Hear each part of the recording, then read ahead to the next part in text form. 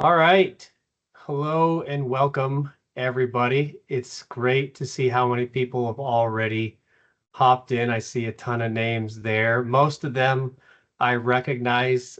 Those that I don't, hopefully I'll have a conversation with you in the future here, and I'll get to put a face to your name. But yeah, 14 people already hopping in. Bob and Coco, Dale, Dana, got a couple Davids, Aaron.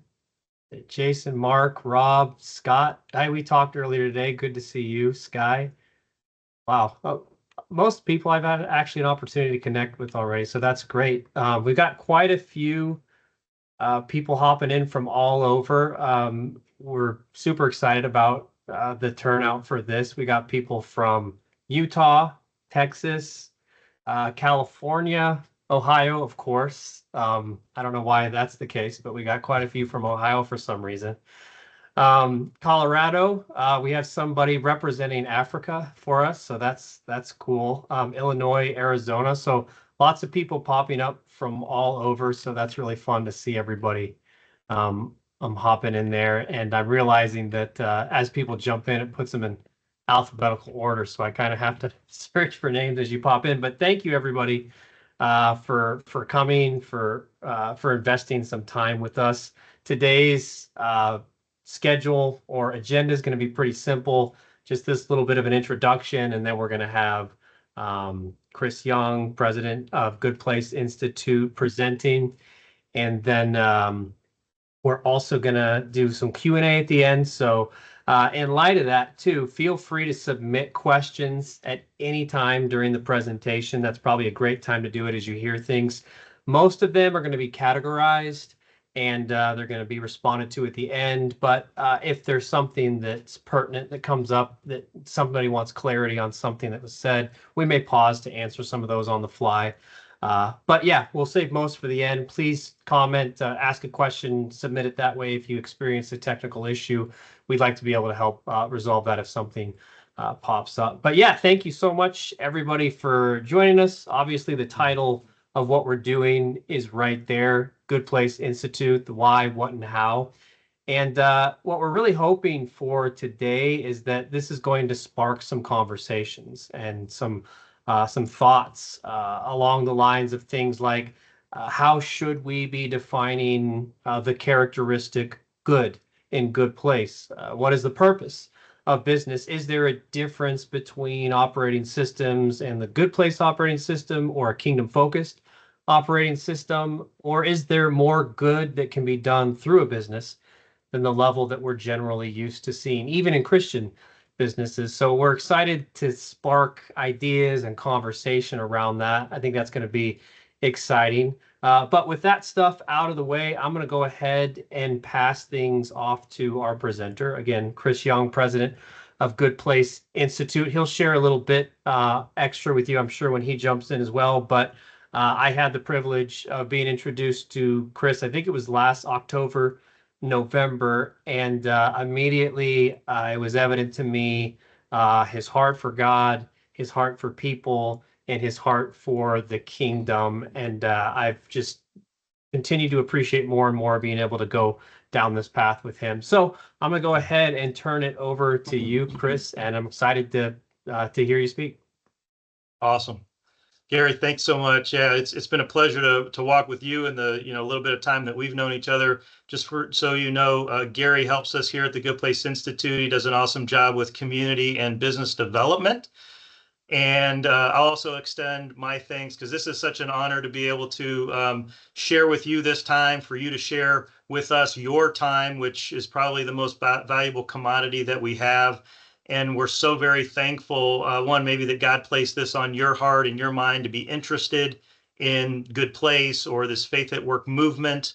But we just want to thank you for that. And before we start off, just ask the Lord to be a part of our conversation, that the words are spoken and how they're received is just really, really accurate to his word, his theology, and pleasing to him. And then we'll get going. So a little bit about myself as I bring up how to get in connection with us. Again, my name is Chris Young. I have the opportunity to have some roles within Good Place Holdings.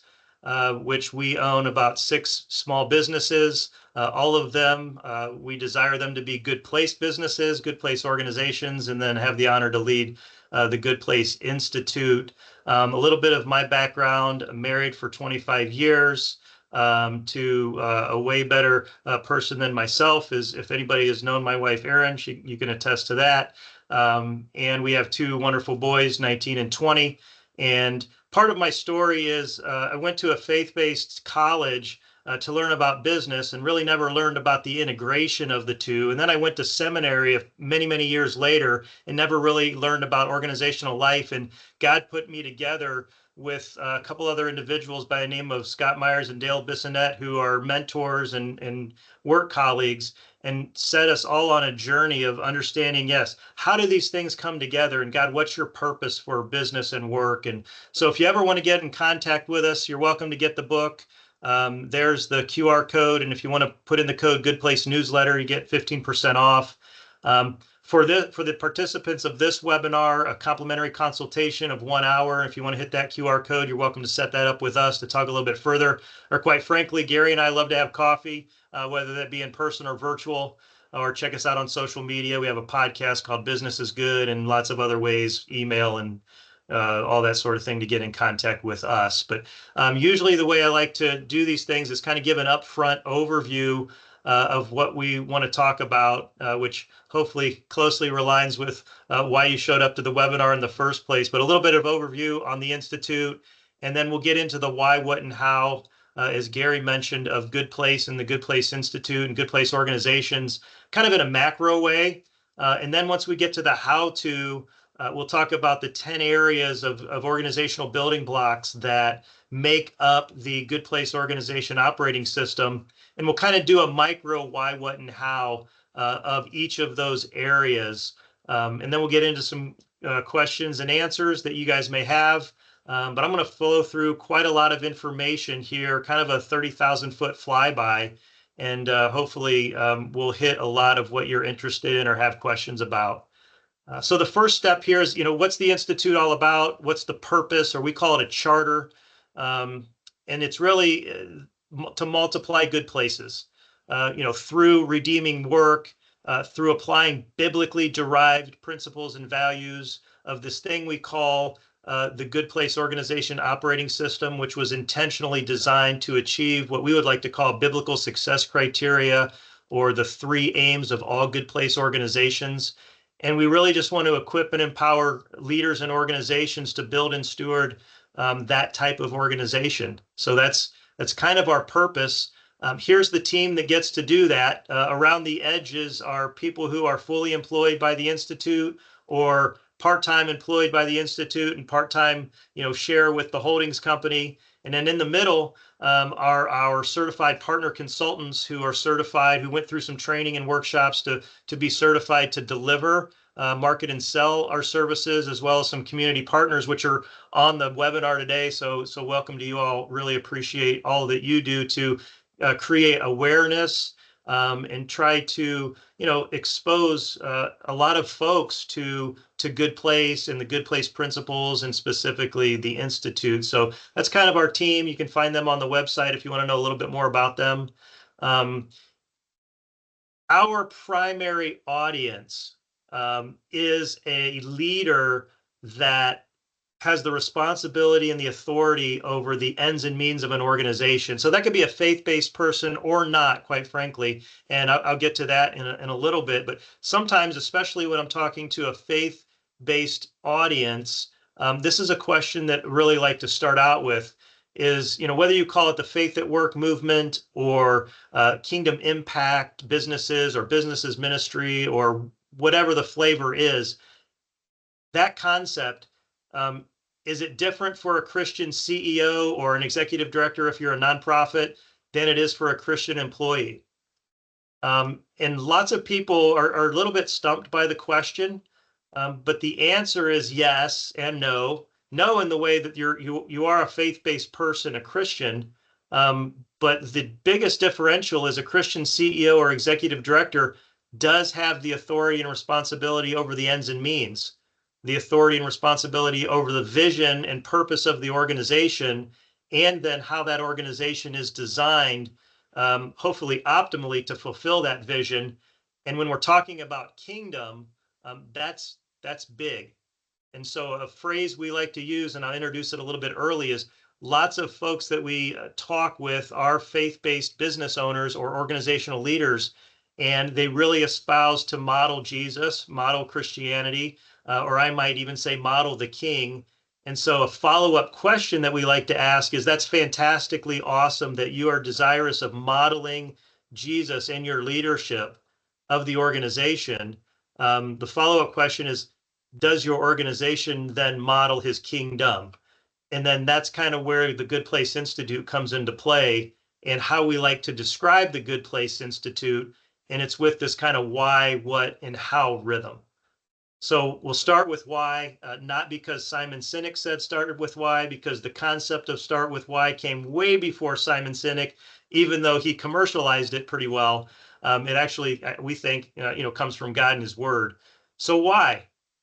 Why Good Place? What's this all about? Why the Bible in business? And that's kind of where we start. Why do we start with God and his word? And what do we mean by God and his word? If you are a faith-based person who believes that the Bible is the inerrant word of God, that's great. If you're not, you can just believe the facts about the Bible, that it's the best-selling book of all time. Guinness Book of World Records says that it's been sold or distributed over 5 billion times. So no matter what your view or perspective on the Bible, from an organizational perspective, it is where we're getting our definitions from. Our definition of success, or the principles and values and methods by which we build up these organizations, and the operational definition of what we're aiming at and the purpose of what we're trying to fulfill. So that's where we're looking, and that's where we tried to start, although obviously we didn't do it perfectly or purely, but we didn't set out necessarily to create an operating system that would compete with other operating systems. We started out with questions. This is 2 decades ago, that coalesced into this package just several years ago, because we've been doing this quite a long time in the businesses that Good Place Holdings owns. And we just decided a couple years ago to kind of do this also for people outside of our holdings company, which led to the Institute. But this is where we started. God, what is the purpose for things that you have created? What's your design for these things? And so when we look at the Bible, again, whatever your perspective on it is, we want to know what it says and what it teaches, and then how to apply it to our workplace and organizational life concept.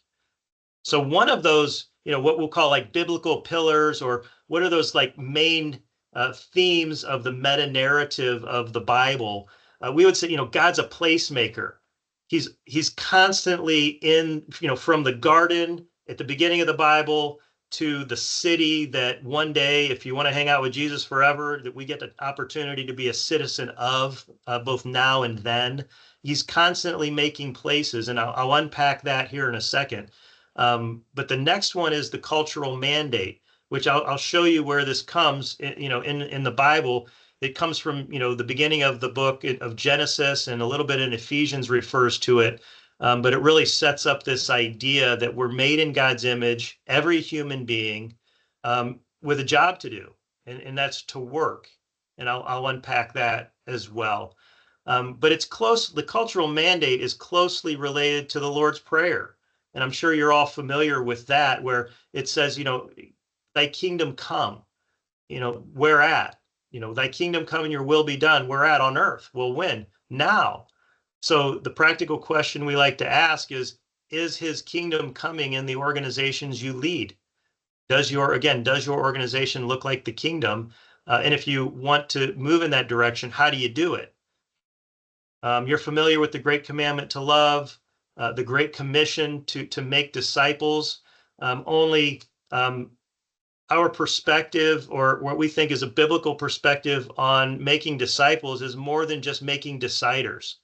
It's making holistic disciples to become more and more, or better and better image bearers of the King, or espousing more and more of the Creator's image that he has given to us, being image bearers ourselves. So how do we do that in a workplace setting? And we'll unpack that in the how to. The next is like this idea of sacred and secular. We'll unpack that as well as the 4-part gospel. So I wanted to kind of get into God the placemaker, because in the front and the middle and the back of the Bible, which I alluded to in just a minute ago, God is always making places in the garden, in the front, and in the middle, whether it be the promised land or Solomon's kingdom or the figurative place called the church. And in the back of the Bible, the heavens and the new, the new heavens and new earth and the new Jerusalem, the new city. And if we could distill it down to a concept where what is the purpose of the places God is making?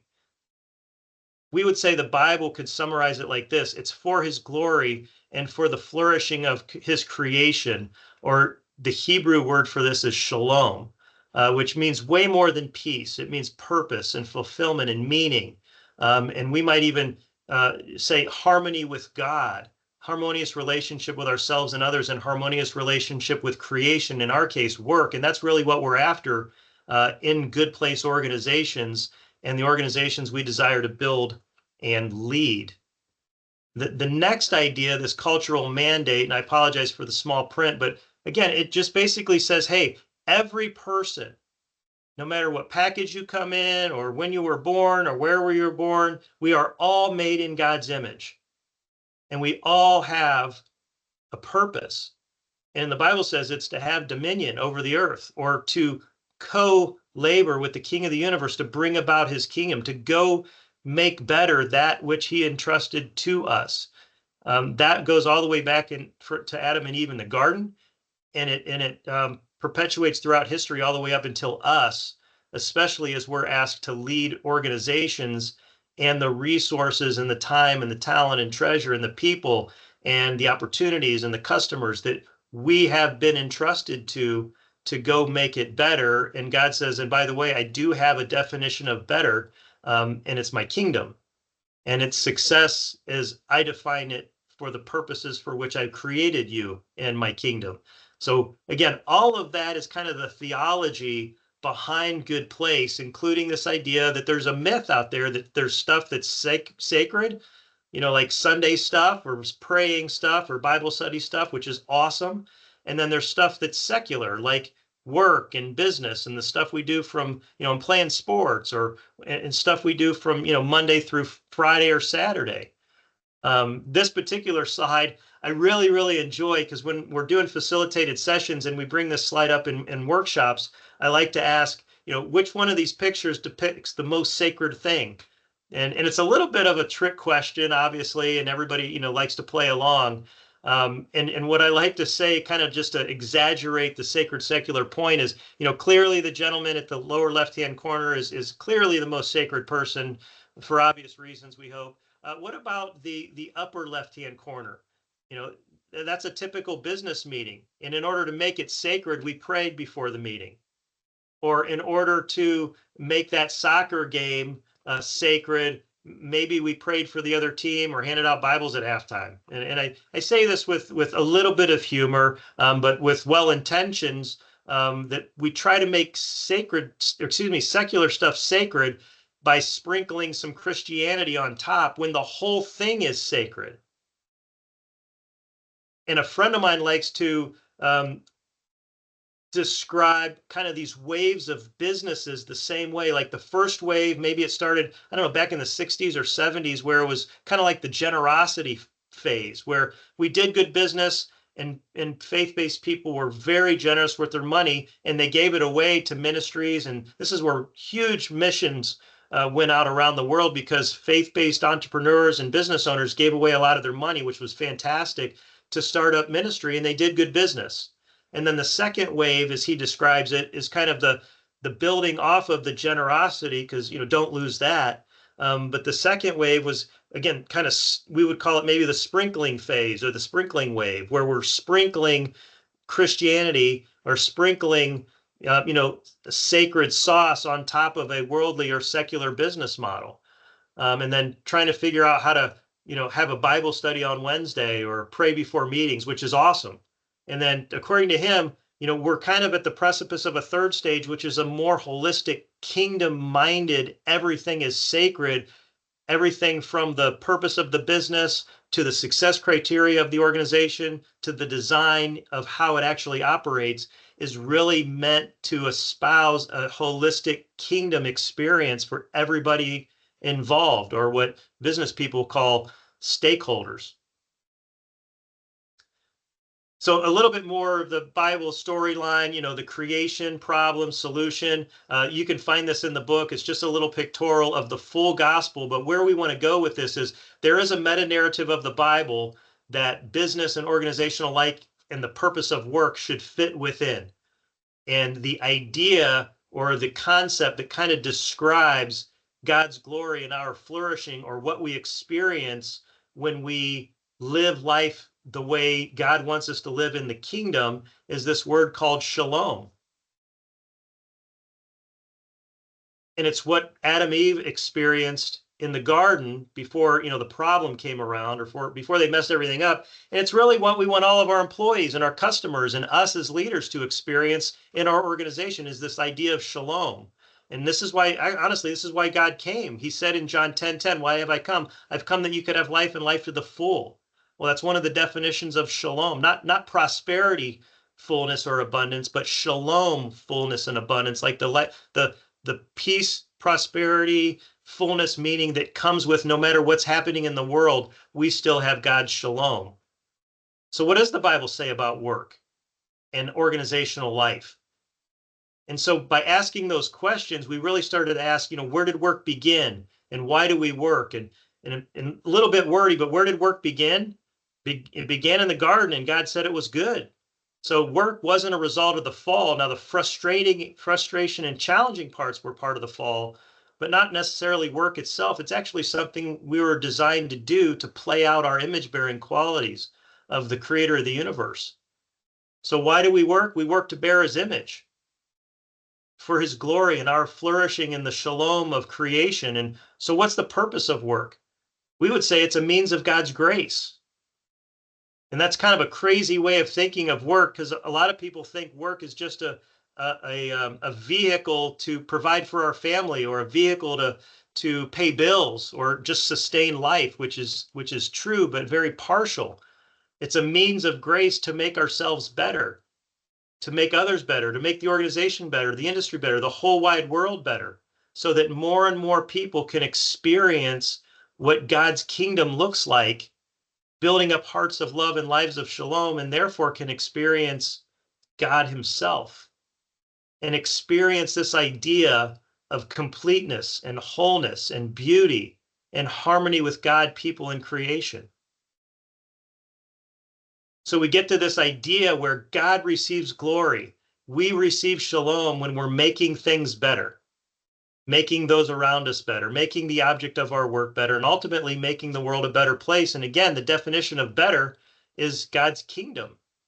Because at least if Ecclesiastes is true, that he's placed eternity in all of our hearts, everyone, believer or non-believer, has an innate desire for the characteristics of his kingdom. And we want to build those, at least in our context, into the organizations that we lead. And that's the essence of the Good Place Guide. That's the essence of Good Place. That's the essence of the Good Place Institute. So I'll kind of pause there and take a little breath. Sorry, I get really excited about this stuff. This is the why behind it all. A little bit of the theology, and there's much more to unpack if you would like to, or challenge us on some of these concepts. We're more than open. There's no bad questions. But moving on from the why is the what. So if we start with God's purpose for things in God's word and his design for creation, what are we trying to do? A couple questions we could ask is, what's organizational success in God's economy? Or ultimately, what's the purpose of a Good Place organization? Which those questions are synonymous. So kind of to cut to the chase is, we believe the Bible describes success in God's economy at least in 2, if not 3 ways. And we would say these are the 3 main outcomes of all Good Place organizations. Number 1 outcome, to value people in a way that gives them opportunity and encouragement to develop their full potential. And a good friend of mine, Chuck Proudfit at Work on Purpose, he likes to describe the way we describe things as either in stained glass language or in plain glass language. So that's kind of the plain glass language of that aim or that outcome. The stained glass language, quite frankly, is discipleship. Is in an organizational setting, we have an opportunity to disciple the whole image bearing qualities of the whole person, i.e., developing their full potential as a full human, to become more and more human, to become more and more like the perfect human, which is Jesus. And that's an amazing and honorable and unbelievably worthy journey to be on. And so that's number one aim. Number two aim is places, because God cares about people and he cares about places. And like we said in the front, middle, back, he's constantly making places for people to live for his glory and their flourishing. So the second aim is really about building up good places in the communities where we work and where we live. And where we live, obviously, is geographic, and where we work can be sort of figurative places or communities, if you will, because we work with a community of customers and a community of suppliers. And maybe if we're a part of an association, we work with those people who are a part of an association. And we're constantly desirous of influencing them to be good places. And so that's the plain glass language. The stained glass language is God's kingdom. So good place, as you probably already know or found out, is really a euphemism for God's kingdom. How do we bring more and more of God's kingdom to our own place and to the places of those people that we have influence with? And then the last one is just to be economically regenerative. So as I kind of unpack those things, what are the operational definitions of valuing people in a way that gives them opportunity and encouragement to fulfill their full potential? One is generally, because again, everybody's made in God's image. If I could take a time out and just say this, if we honor, respect, show dignity, love, care, and actually view each other as image bearers of the creator of the universe, I can't imagine how many problems would go away in our world. I actually think that this is the best diversity strategy on the planet, because everybody in their DNA, according to the creator of people, he's put this in our DNA to want this. And then secondly, in specific ways, we can develop someone's full potential and or disciple them in a way that trains them to reach their full potential in their job, that educates them as to why that job is important, how it works with all the other jobs to fulfill the whole purpose of the organization. And then lastly, developing someone's full potential as a human, both personally and professionally. And usually this comes up in like wellness categories. You know, are we developing flourishing for you vocationally and financially and relationally and spiritually and psychologically and emotionally, and maybe even in your engagement with the community and those around you and in your family? And so we have an opportunity, because work is a place where we spend the majority of our waking hours. And we have an opportunity to have that kind of influence, or at least give opportunity and encouragement for those people to walk in that level of flourishing. Unpacking the second aim, you know, we talk about building good places in the communities where we work and live through the organization that we operate in, right? Through the businesses that we're in, the products and services that we make, not just giving the money for other people to make the world a better place. And then lastly, you know, we got to be economically regenerative. We have to be profitable. We desire to generate surplus so that we can, so that we can grow healthier and organizations and multiply the valuing of more and more people in the building of more and more good places. And this is what we called centered set thinking. You don't have to believe like we believe in order to have flourishing careers at a good place organization.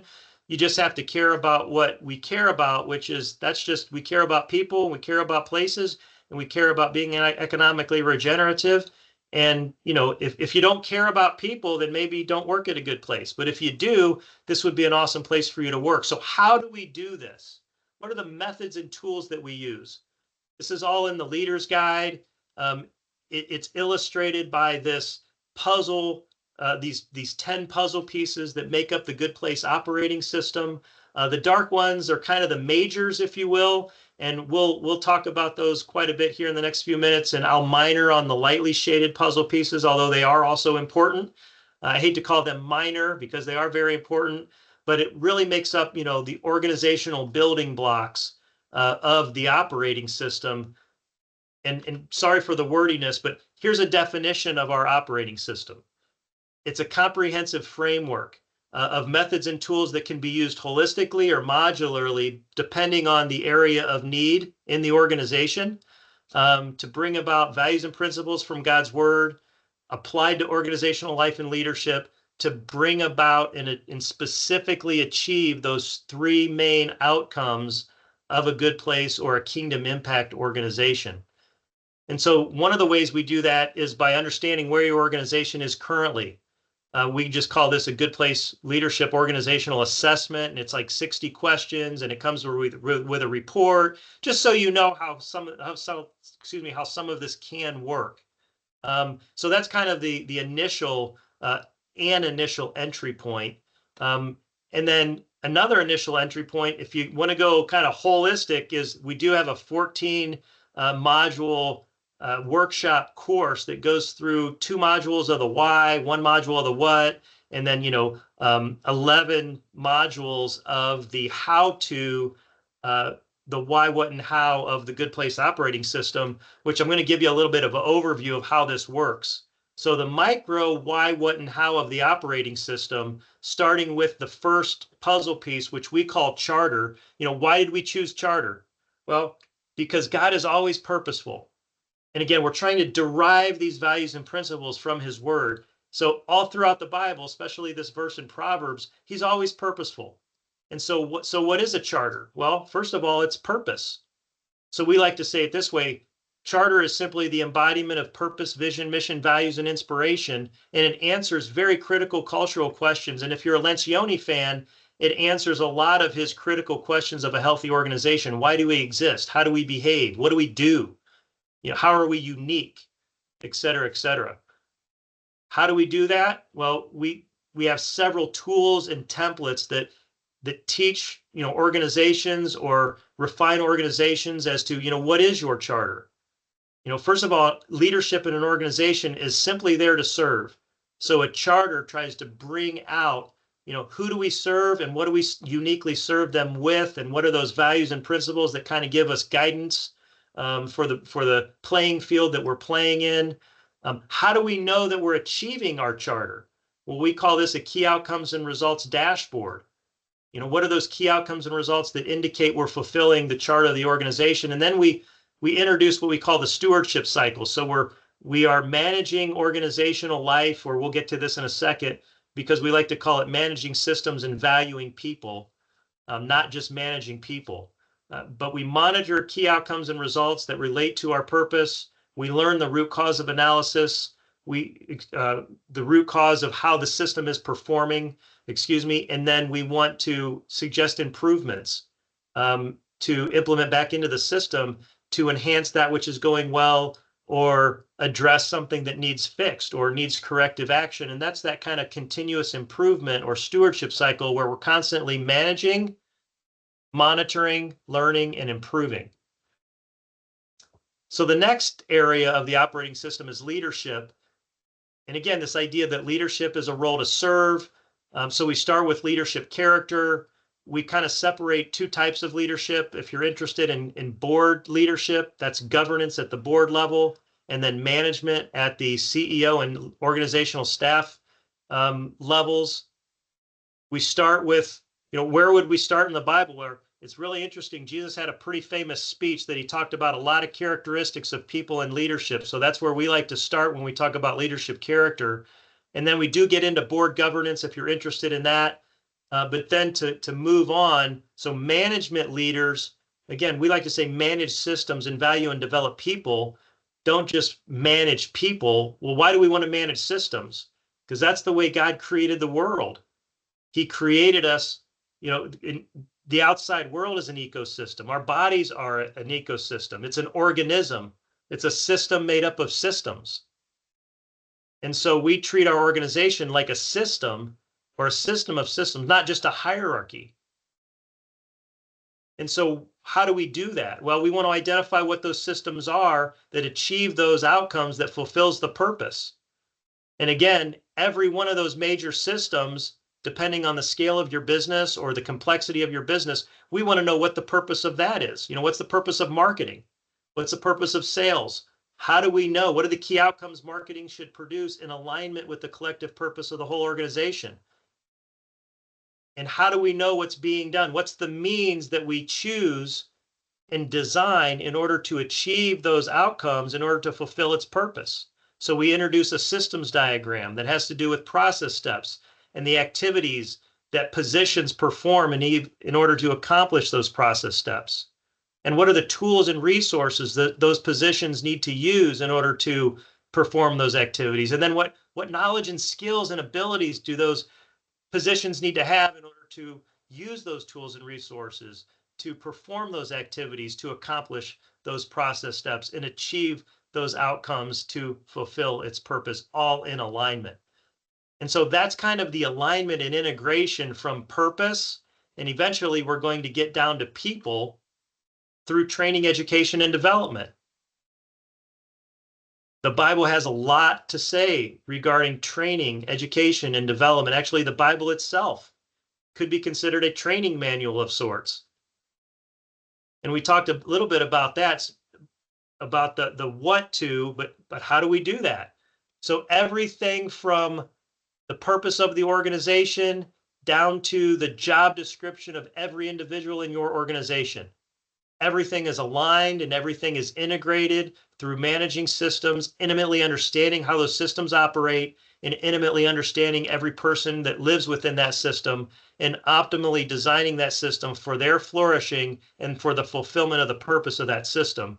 And that has to do with their job description, the training that they receive, the feedback loops that they receive from their system manager, and how all of that integrates.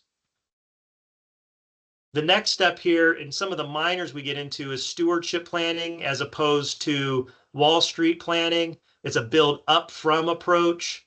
And there's a lot of tools and templates that we have in order to build your stewardship plan, understanding current state. Really, we like to say that's understanding what God has entrusted to you and what's the vision for the future. And then it just has to do with building a roadmap. So our roadmap includes strategic initiatives, things that are multi-year or multi-department or multi-system. And then what are the improvements each system is going to make? And then how does all that align to roll up to the whole organization? And it's really just, it's a math equation. And it's very, very simple to say, what improvements are we going to make? What strategic initiatives are we going to endeavor? And how do we incrementally grow and add to what we've been entrusted to make it better? And honestly, that's stewardship. And we have a narrative template and a plan on a page template, and even a team, a leadership team agenda for your leadership team meetings in order to make sure that we're covering all the bases and stewarding well that which has been entrusted to us based on this stewardship cycle. And I'll kind of fast forward here because the rest of this is really just unique applications of the managing systems concept, whether that be financial management with the tools that are related there, with building your financial systems. It's more than just accounting. It's stewarding your finances in a biblical way, managing innovation because we get to bear the image of the most innovative person that ever lived, who created the entire universe. How unbelievable is that? We get to co-labor with his image-bearing qualities. How do we do that? Well, we have a step gate. We call it managing innovation process of discovery, of research and investigate, producing pilot projects and tests, launching the product or the new business into the marketplace, and then managing, monitoring, learning, and improving. So if innovation is a topic or an opportunity, this is a fantastic process to walk through, either to launch a successful product or to shut down a good idea early on, if you will, so that you're not spending way too much money. This is the way I like to say it. In this process, it's a lot easier to erase a line on a blueprint than it is to remove a wall that you've already built. We also address managing internal and external communication because the Bible has a lot to say about communication, and communication is a process as well as a lot of cultural characteristics, being quick to listen, slow to speak. How do we engage with customers? How do we engage with our employees in a way that's biblical?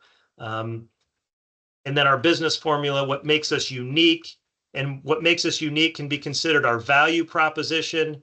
We have a unique way of illustrating value proposition with this second question is, what's ideal? What's the kingdom solution to a customer's problem or even an organization's opportunities? And what is unique about us that we can help them get there, get closer and closer to that ideal? The last is community engagement, because yes, we want to make the world a better place. We want to build up more hearts of love, lives of shalom in the communities where we work and the communities where we live. And I know I went a little bit fast. I apologize for being a little bit time constrained.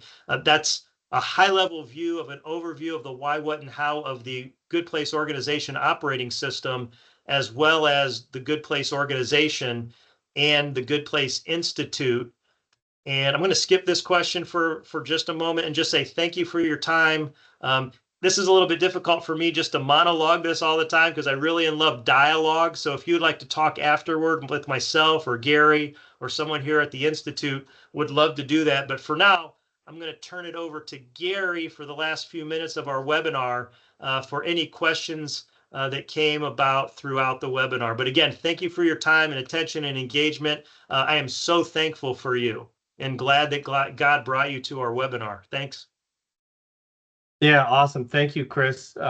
Again, I certainly don't get tired of hearing conversation and addressing how do we get to this place where we are truly bringing the kingdom in our businesses, not simply, sprinkling Christianity on top, but how do we truly bring the kingdom? And so there's a lot in there, and I hope that everyone was able to kind of find where they're at and whatever phase they're in, something to connect to in there that kind of help move them to the next place in their journey as far as all this is concerned. But yeah, I want to go ahead and go through some of the questions from that presentation, and then I'll just kind of refer those to you, Chris, to answer, of course. But here's the first one.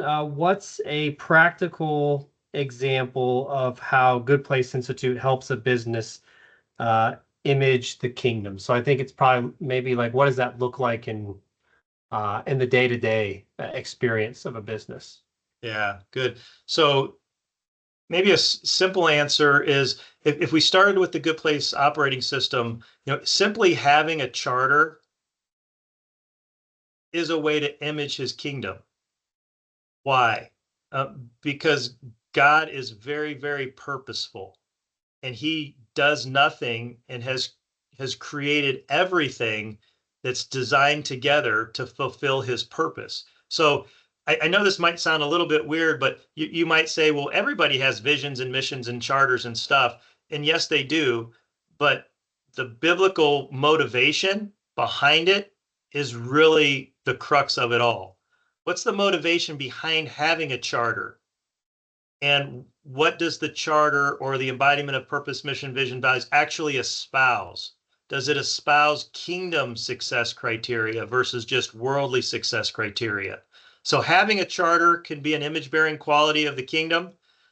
And obviously what that charter points to can certainly be an image-bearing quality. We think that all 10 of the operating system areas are image-bearing qualities because we hopefully we've derived, the intent was to derive those tools and resources from principles and values coming from God's word. Training is an image-bearing quality. Training people or developing their image-bearing qualities more and more and more and more, whether that's a quote unquote secular skill set or that's a soft skill, known as the fruits of the Spirit.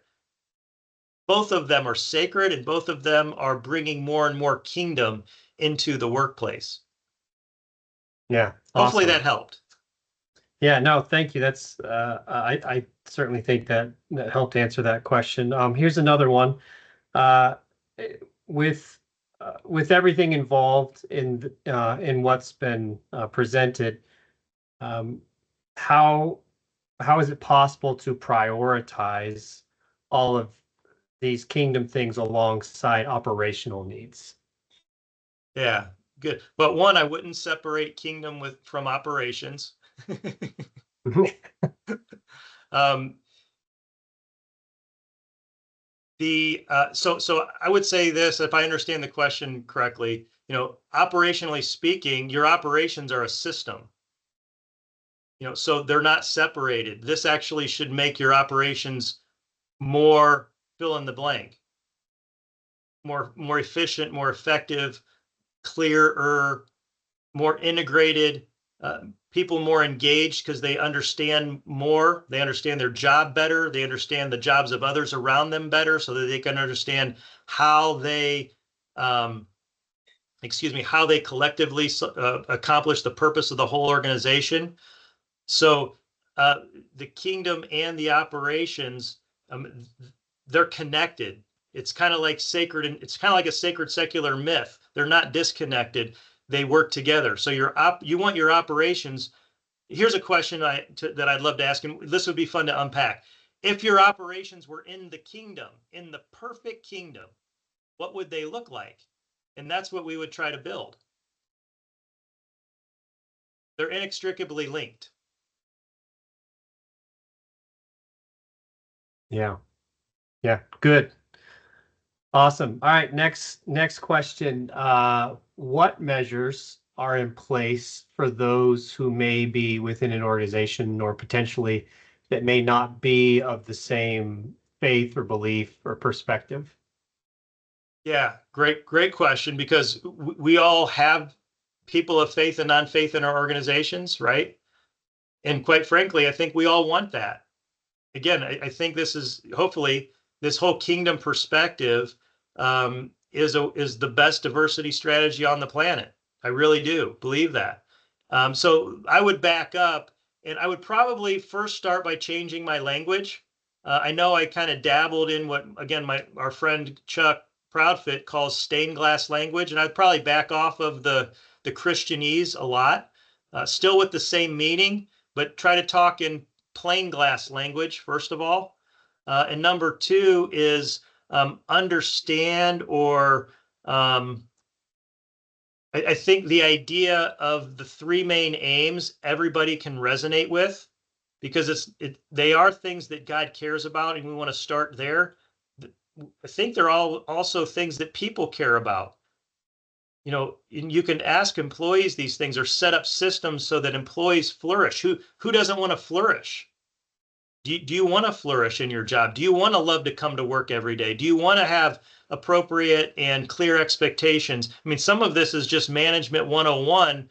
We're just doing it with a biblical kingdom-minded motivation. And so again, in organizational language, it doesn't matter what faith someone comes from or what package someone comes from, as long as they care about valuing and developing people, themselves included, making the organization better, making products better, making their skill sets better, and just they want to learn, they want to do a good job, and we want to create an environment that they can optimally do that job and optimally grow inside the organization, and honestly, sometimes grow outside the organization and celebrate that as well. So, but the first thing I'd do is I'd probably ease up on my Christianese and talk a little more plain glass language so that people can understand what we're saying. Yeah. It's like it's such all of these things are such a shared desire by everybody, that there is a way to bring it back to a more general way of describing that no one really has to kind of step outside of their belief or their perspective to embrace. It sounds like kind of what you're saying there. So yeah, cool. And Gary, real quick, I think it's also, we talk about the managing systems things a lot, and please hear this. The magic is not in documenting your systems. The magic is in the understanding and the intimate knowledge of how that system operates, the understanding and intimate knowledge of the people within the system, knowing them knowing each other, and with understanding, comes an unbelievable amount of appreciation for what they do, what their contribution is to the whole, and how they interrelate with one another. And for those of you, and I know some of you on the call who run businesses that do this, I would say it this way in a kind of a worldly perspective, it's an unbelievable competitive advantage, but it also creates an environment where people love to come to work. And you know, that's part of this is they love the community where they work. They love the meaningful, fulfilling, purposeful work. And it's what they were designed to do if we hired well. It's what we've trained them to do and equipped them and empowered them to do, which is very, very freeing. And so it just allows for a lot of collective alignment and clarity and commitment to the whole mission of the organization. Yeah. Good. Good. All right. This one's pretty practical here. What would be your initial recommended steps to work with Good Place Institute?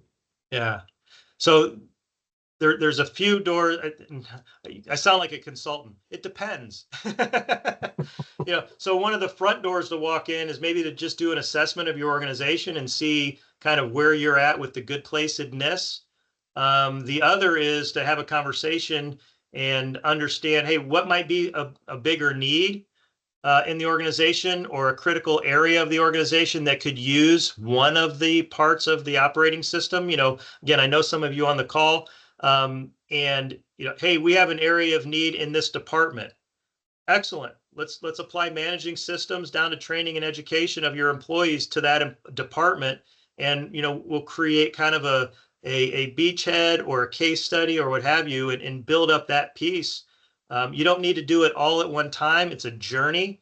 So again, it could also start at the very top with refining or determining a brand new charter, vision, mission for your organization. We're starting, you know, we're getting into planning season for 2025. That's a great place to start. Is, you know, launch a stewardship planning retreat. You could start there.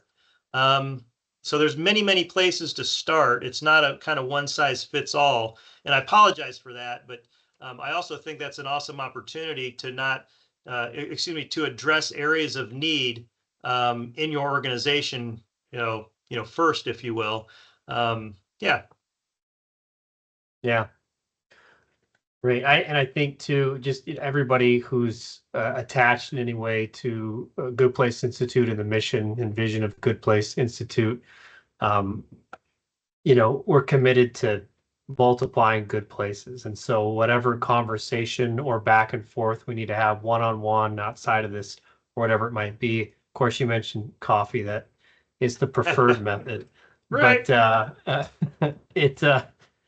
yeah, that's, you know, someone's got an idea, someone's got a question in this space. That's incredible. Let's have a conversation about it, because that's the most exciting thing in the world around here. So no, yeah, awesome. This kind of follows that last question a little bit, but with the system being as robust as it is, what does the interaction look like, or how do you help a business walk through this? Yeah, I think that is just a journey together. One of the things, and this might not answer the question, but if you don't mind, bear with me just for a second. One of the coolest things I think is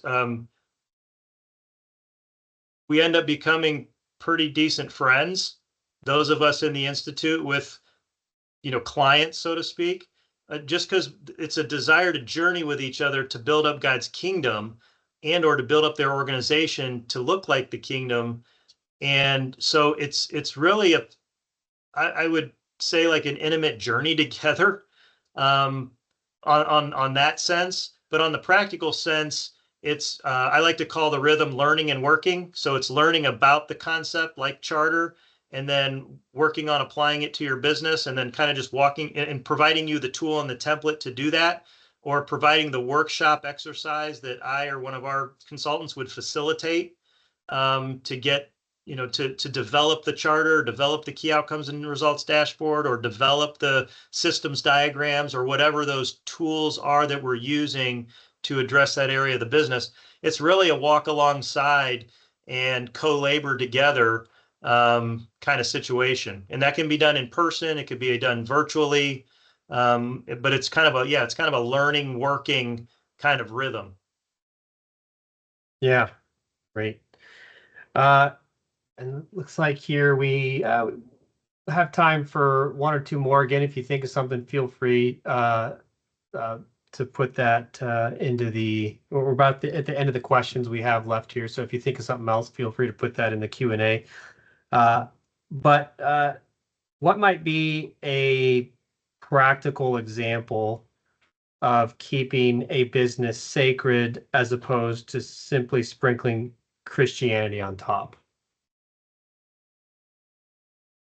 An example of moving on from sprinkling. Yeah, I think that's the essence of it. Yeah. Well, one, and I say it sounds a little derogatory. It's not meant to be, so if the sprinkling part of, what we mean by that, Bible studies or having a chaplain on staff, or it's the separate feel. Hey, we run a business, and also, by the way, we kind of have these sacred activities that we do in the midst of our secular activities. So the first step might be just a mindset shift or a heart set shift, or quite frankly, a theological shift, that the whole thing, as one of our friends who put it in the chat, the kingdom and operations are combined. It's the DNA. Thanks, Dana, for that. So it's the idea of, again, a heart set shift or a worldview shift, that the whole thing is sacred. And without getting blasted theologically, maybe God cares as much about the Bible study as he does a well-run sales department, as long as both are being done for his purposes and espousing his kingdom. Because we know I can do Bible study in not a faithful way, but I can sell in a faithful way, or I can do them the opposite. So sometimes it has very little to do with the actual activity. And biblically speaking, at least according to Romans 14:23b, anything done without faith is sin. It has very little to do about the behavior and a whole lot to do about the purpose and motivation behind it. So part of it would be, what's our motivation behind it? Because it might look the same. Hopefully that made sense. Yeah, I like that answer, and I think, I think that sometimes we overcomplicate it in a sense. There's, I think when I look at the life of Christ, he met people where they were at, whatever they were dealing with, whatever they were facing. It's like he was going and showing people kind of, here's the kingdom version of this thing that you're involved in. And I think things like you're saying, as simple as when we actually pause to ask the question, okay, what does a sales department look like? What do sales look like when the purpose is to align with, a kingdom pursuit or the kingdom endeavor, that includes valuing people all along the way and keeping everybody in mind. And I think that leads us down a road of finding ways to do these things that are kind of like the original ideas that, people had around healthcare and things before they got all messed up again. But where they changed the world because they were looking for ways to really care for people. That weren't happening yet. So no, I think that's a really exciting path to go down. Yeah, great point, Gary. And maybe one point to add to that too, because that is really, really good. There's the concept that, God made work and it was good in the garden, and obviously it got messed up. But the idea that we will most likely, some of us think we're going to be working in heaven. So what does our work look like? And if we're supposed to bring heaven to earth, thy kingdom come, what would work look like? What would the environment for work look like? What would the purpose for work look like? And again, we could unpack some of the why stuff that we covered in the webinar a little bit more, but the actual behavior and the activity might look similar, or it might not, right? But the reason why, as Gary said, we're doing it for kingdom impact, for kingdom purposes, as if it were in the kingdom, acknowledging the king himself, which is very organized, very purposeful, very much a place where people can, again, using these words, build up hearts of love, lives of shalom, clearly be equipped and empowered in their skill sets. And their skill sets are image-bearing qualities. Peace, patience, kindness, love, joy, all the fruits of the Spirit.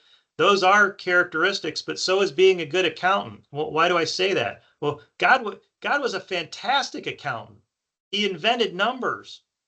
So maybe if you're an accountant on the call, that's a fantastic image-bearing quality.